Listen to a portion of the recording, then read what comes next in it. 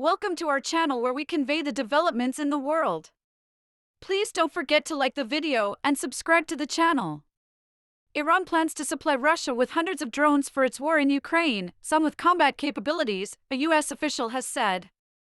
White House National Security Advisor Jake Sullivan said U.S. intelligence indicates Iran is preparing to train Russian forces to use the drones.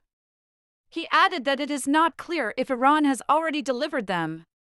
Iran said technology cooperation with Russia predated the war, neither confirming nor denying the U.S. claim.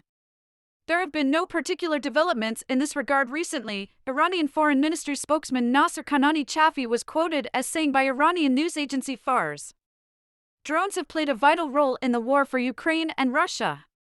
Just last week, Ukraine asked for donations of thousands of drones to support its war effort.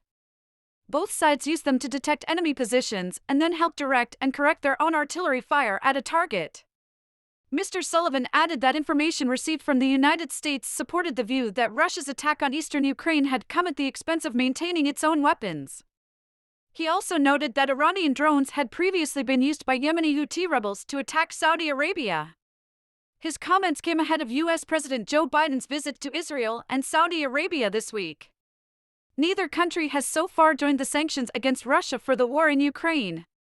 Israel sees Iran, which is calling for its elimination, as its greatest regional threat. The United States and other allies have provided Ukraine with billions of dollars worth of weapons since the February invasion. Sullivan said the United States will continue to support the effective defense of Ukraine.